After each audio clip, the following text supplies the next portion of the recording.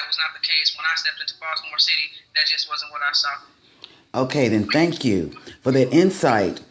Um, but I want to ask you something.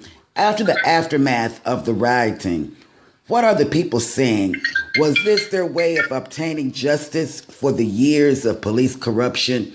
You know the HBO hit drama, The Wire, was supposed to be a well, not a documentary. It was supposed to show the real Baltimore, and that show was raw.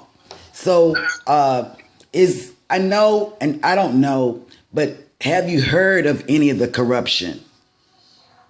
Yeah, I think that's been the cry of the people from the beginning, and I think the world has looked now because of Freddie Gray, but the history in Baltimore has shown, and we've seen it come out a little bit more over the last few weeks, has shown that police brutality is a reality all over the nation, of course, but Baltimore seems to have a I would say more public and storied history, and from what I understand, The Wire wasn't too far off from in its portrayal of Baltimore. In terms of the people striking back, what was the question you asked me? If they were striking back to do what? If they were For moving to do what? police corruption, we've heard of much police corruption. In fact, the suits, the criminal lawsuits against the police department has that they've paid out have been like in the $500 million, more than any other police department around the world. Right. I don't know if I will say it was the people fighting back in revenge or anything like that. What I think is, and we've seen it, a lot of people saying it on social media, that at some point there is a tipping of the iceberg. There is an explosion of the pressure cooker when you put too much in it. And I think that this is the people who are crying out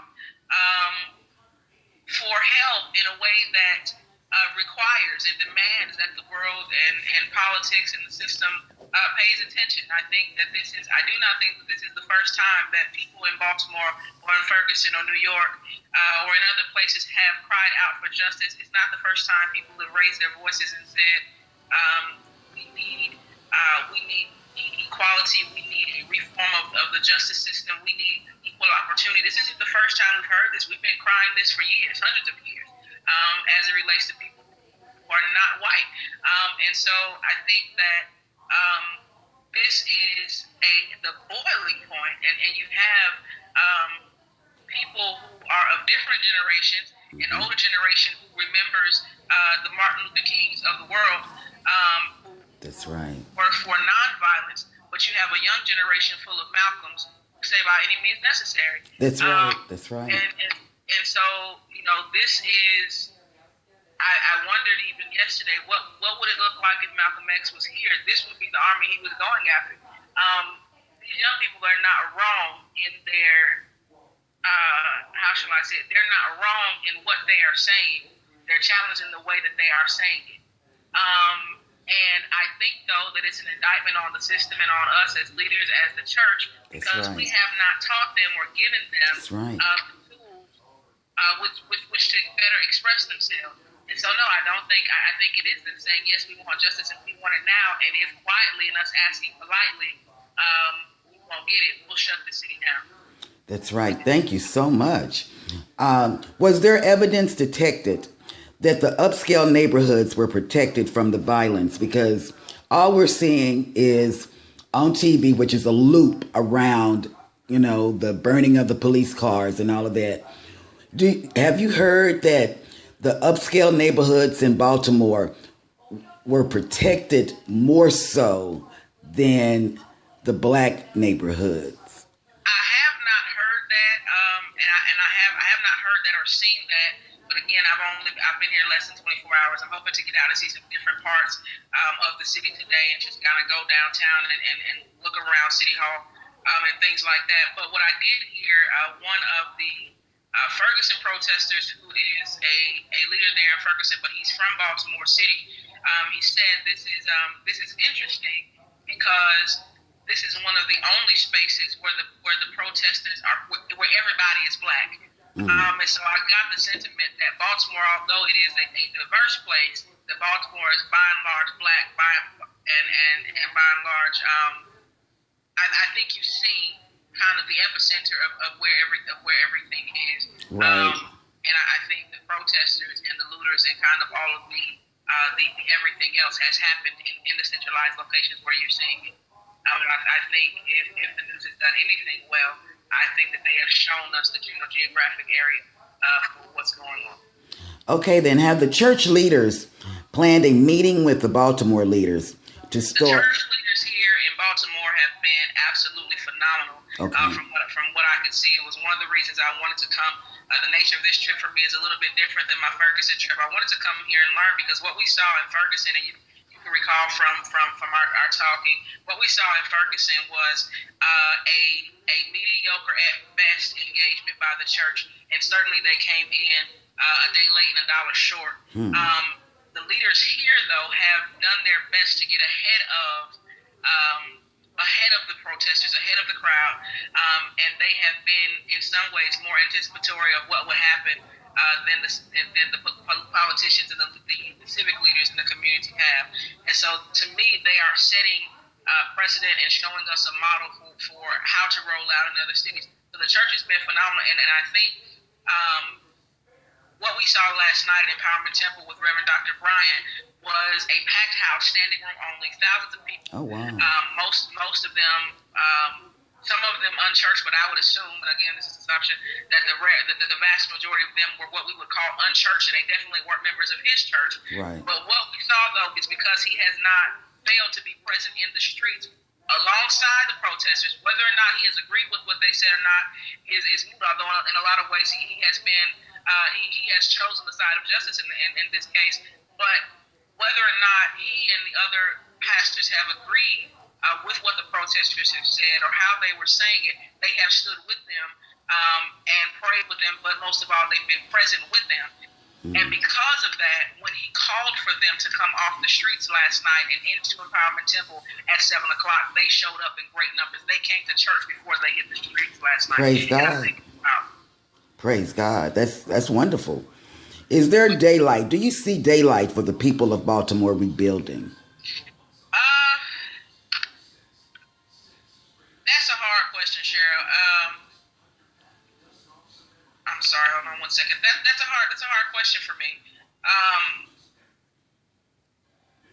I see the potential for rebuilding.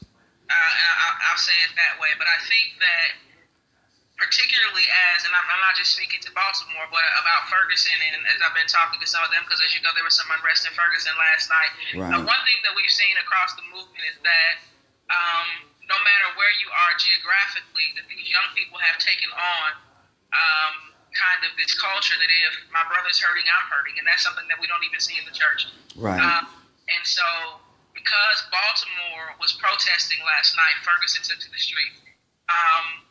And so, as the summer emerges and days get longer and warmer, my concern is that we're going to see a lot more of our young people in the streets, which is a good thing.